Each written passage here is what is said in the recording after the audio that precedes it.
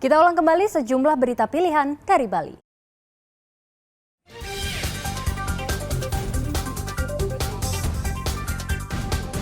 Petugas Polresta Denpasar menangkap seorang pengedar dan menyita 4,7 kg ganja.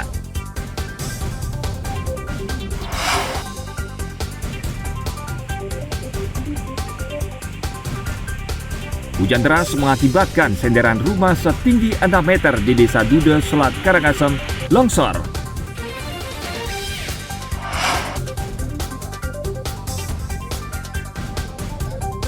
Sebuah film dokumenter tentang tragedi bom Bali 1 di Kuta tahun 2002 diluncurkan di Denpasar.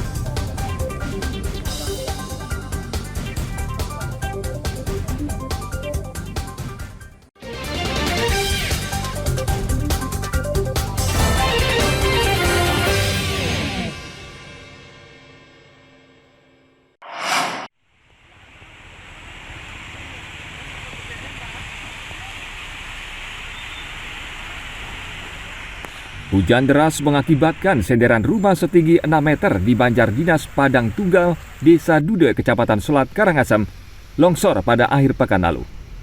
Akibatnya, jalur Selat Sideman sempat mengalami kemacetan karena tanah dan bebatuan menutupi badan jalan. Beruntung saat longsor tidak ada kendaraan yang melintas, sehingga tidak ada korban jiwa. Yang pertama hujan deras, mula-mulanya begitu ada gemuruh yang pertama, kita di dalam, begitu kita keluar, kaget sudah ada longsor sedikit, begitu lagi 5-7 menitnya atau lagi 10 menitnya susulan lagi yang kedua gemuruh yang lebih besar. Pasca longsor, satu mobil pemadam kebakaran didatangkan ke lokasi untuk membersihkan jalan agar aman dilalui kendaraan. Tim liputan melaporkan dari Karangasem.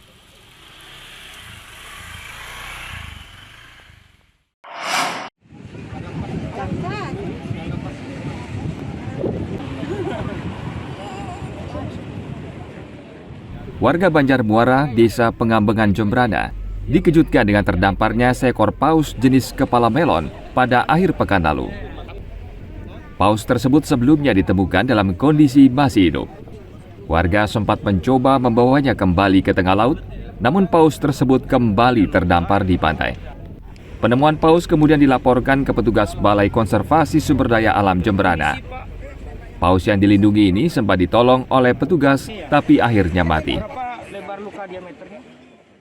Dipanggil teman ya, yang namanya Pak Emon, minta tolong ke saya lagi duduk-duduk depan rumah, jadi saya turun ke pantai, naluri pingin menyelamatkan itu ada, saya lihat masih hidup ya, gak tega, gelepak-gelepak, saya dorongin lah. Itu saya sendiri melakukan itu kurang lebih itu 6 kali saya, Pak. 6 kali. Sendiri terus dibantu teman-teman yang narik sendiri saya gitu ya. Kalau saya lihat sih ikan paus saja.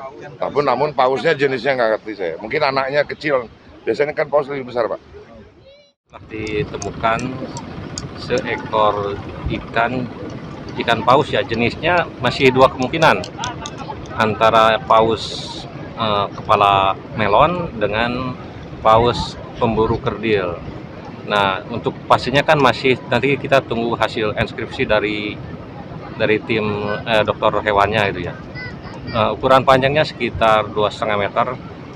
Saat ditemukan memang ikan ini masih hidup ya. Selang 1 jam kemudian mati. Nah, untuk penyebab pasti kematiannya kan nanti tunggu hasil visum dulu. Kalau dari jenisnya ini memang dilindungi atau seperti apa? Untuk kalau di KSDA dasarnya kan peraturan Menteri Kehutanan dan Lingkungan Hidup. Memang tidak termasuk, tapi kalau untuk teman-teman dari PSDKW pasti ada dasarnya gitu kan. Mungkin peraturan Menteri Perikanannya. Kalau di KSDA memang belum termasuk dilindungi gitu. Saat diperiksa dokter spesialis mamalia laut, ditemukan beberapa luka pada tubuh paus. Untuk mengetahui penyebab luka tersebut, dokter melakukan nekropsi atau sejenis autopsi pada paus tersebut. Paus yang terdampar memiliki panjang 2,55 meter dan lebar 1,15 meter. Paus tersebut kemudian dikubur di sekitar pantai untuk mencegah bau busuk. Tim liputan melaporkan dari Jembrana.